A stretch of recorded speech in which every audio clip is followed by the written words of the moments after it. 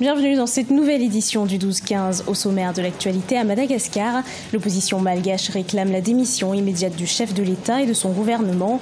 Malgré la promulgation des lois électorales, l'opposition compte durcir le ton cette semaine. Maître Emmanuel Marcini, un des avocats de la République du Congo, est avec nous sur ce plateau pour parler de la condamnation de Jean-Marie Mokoko. L'ancien général condamné à 20 ans de prison compte saisir les juridictions internationales.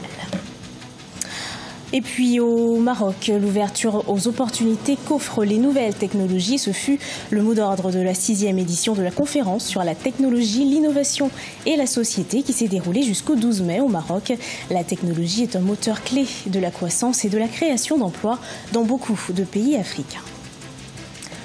À Madagascar, les lois électorales sont en vigueur. Plusieurs dispositions de ces lois promulguées par le chef de l'État avaient été jugées ce 3 mai 2018 contraires à la Constitution par la Haute Cour constitutionnelle malgache. Malgré la promulgation des lois électorales, l'opposition malgache continue de réclamer la démission immédiate du chef de l'État et de son gouvernement. Patricia Dubois. Les lois électorales sont désormais en vigueur à Madagascar. Toutes les lois ont en effet été promulguées par le président R. Radzoanary-Manpiane, tandis que plusieurs dispositions de ces nouvelles lois avaient été jugées ce 3 mai 2018 contraires à la Constitution par la Haute Cour constitutionnelle malgache. Le président de la République peut décider soit de promulguer les autres dispositions de la loi ou de l'ordonnance, soit de soumettre l'ensemble du texte à une nouvelle délibération du Parlement ou du Conseil des ministres selon les cas, soit de ne pas procéder à la promulgation. Malgré la promulgation des lois électorales, l'opposition malgache continue de réclamer la démission immédiate du chef de l'État et de son gouvernement et compte bien durcir le ton cette semaine. Les seules informations qu'ils ont communiquées jusqu'ici, c'est qu'ils allaient faire sortir les étudiants de l'université d'Antananarivo demain pour renforcer le mouvement. Donc jusqu'ici, c'est le seul mouvement assez dur qu'ils ont communiqué officiellement. Après, il y aura les séries de discours et manifestations comme d'habitude sur le parvis de l'hôtel de ville. Une contestation qui prend de plus en plus d'ampleur. La Haute Cour constitutionnelle, quant à elle, doit répondre à la requête de déchéance du chef de l'État. Une réponse très attendue par les députés de l'opposition après 5 semaines de manifestations consécutives.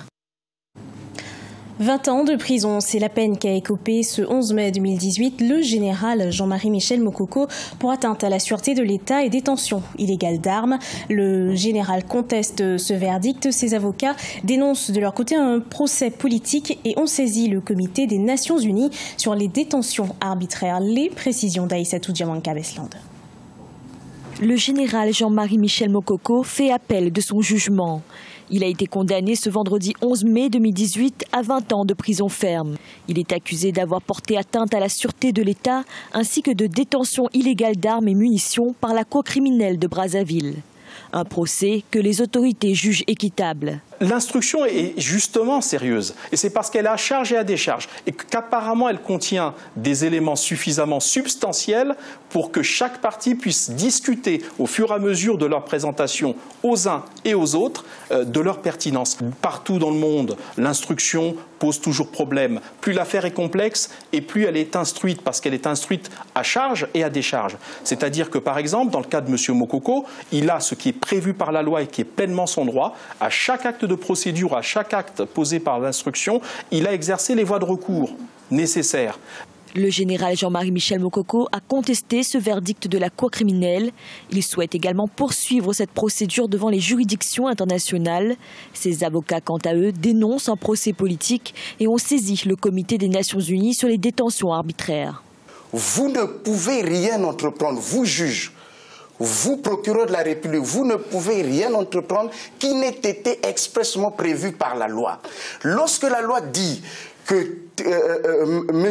Jean-Marie Michel Mokoko, en vertu des décrets qui produisent pleins et entiers effets, est couvert et protégé par une immunité juridictionnelle, vous constatez que les décrets existent et par conséquent, vous ne pouvez rien faire, peu importe la gravité des faits. Le général Jean-Marie Michel Mokoko avait été candidat à la présidentielle de 2016, élection qu'il avait perdue au profit du président Denis Sassou Nguesso. Maître Emmanuel Marcini, un des avocats de la République du Congo, est avec nous sur ce plateau pour parler de la condamnation du général Mokoko. Bonjour, merci d'avoir accepté notre invitation. Bonjour. Alors, dites-nous, le général Mokoko, après 2 ans de détention provisoire, a été condamné le 11 mai à 20 ans de prison ferme. Il a fait appel de sa condamnation. Alors, que pensez-vous? Quel est votre avis sur ce procès qualifié de procès politique par la défense? Écoutez, il est traditionnel que lorsque quelqu'un est condamné, il cherche en fait à discréditer le verdict rendu par les juridictions compétentes. Mais l'opposition considère justement que c'est un procès politique. Vous le dites vous-même, l'opposition ne va pas considérer autre chose puisque l'opposition est dans une démarche de contestation de tout. Et en fait, le procès Mokoko n'est qu'un prétexte utilisé par l'opposition pour en fait s'attaquer au régime, aux institutions et par-delà au président Sassou Nguesso. Donc ce n'est pas selon vous une démarche pour neutraliser un homme politique, non? Non, pas du tout. En revanche, c'est plutôt une démarche du côté du général Mokoko et de ses défenseurs pour éviter le débat de fond, éviter de s'expliquer sur les éléments matériels réunis par l'enquête, par l'instruction, qui a été longue, qui a été fouillée. Et d'ailleurs, le général Mokoko a choisi de ne pas s'expliquer sur ces faits. Il est plus facile de dire qu'il s'agit d'un procès politique plutôt que d'essayer de s'expliquer sur les éléments matériels qui ont été réunis. C'est pour ça que, selon vous, il a choisi de se taire lors du procès? Je ne sais pas, je ne suis pas à la place du général Mokoko. C'est votre avis? Je constate simplement qu'au lieu de s'expliquer sur les éléments sur un dossier qu'il prétend vide, il eût été préférable qu'il donne des explications sur les éléments matériels, sur l'enquête qui a été faite, plutôt que de se murer dans le silence et par avance de crier au procès politique. C'est trop facile. Et autre élément important également, il a fait valoir son immunité lors du procès lié à son rang de dignitaire de la République. Alors pourquoi est-ce que l'immunité n'a pas prévalu, selon vous? C'est simplement parce qu'il y a des règles de droit. L'immunité était en l'espèce prévue par des décrets et il y a une décision de la Cour suprême qui a été rendue, qui s'impose à l'ensemble des juridictions.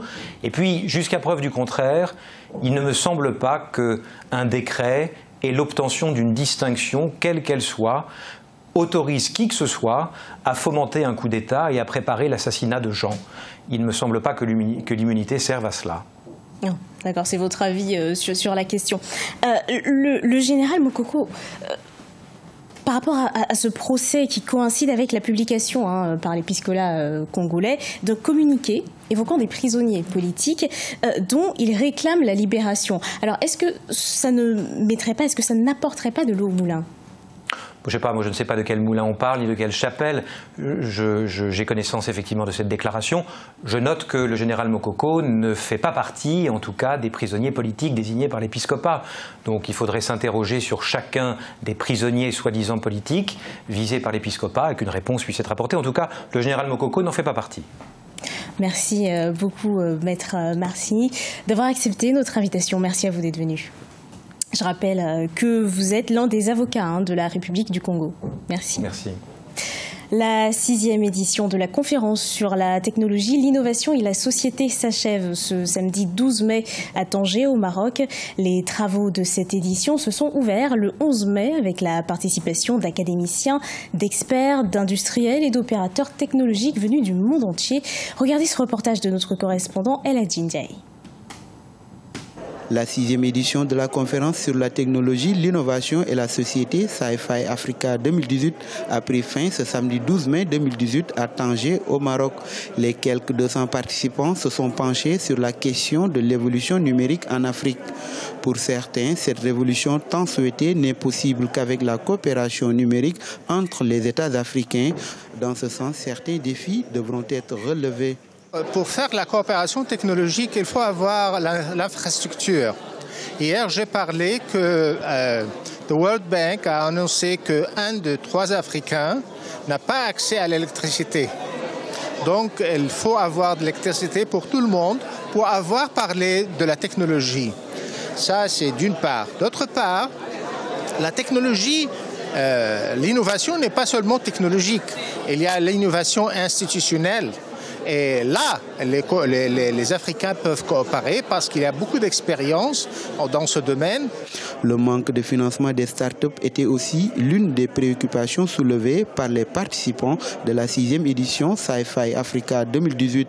Et pourtant, les investissements dans le domaine technologique ont considérablement augmenté en Afrique avec un montant d'environ 3,7 milliards de dollars pour un taux de croissance de 4,5%. Je pense qu'il faut ce genre de rencontres parce que déjà, la façon dont l'événement a été organisé, ça diffère par rapport aux autres.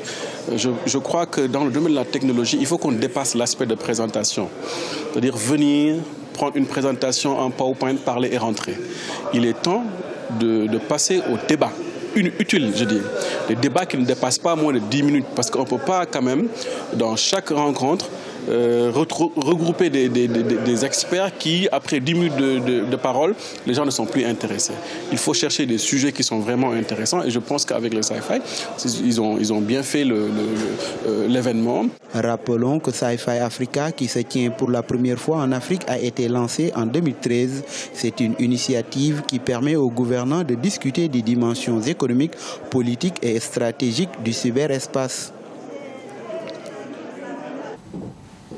Ce journal a été préparé par l'ensemble de la rédaction. Merci de l'avoir suivi. Retrouvez dans un instant une nouvelle édition de l'actualité sur Africa 24.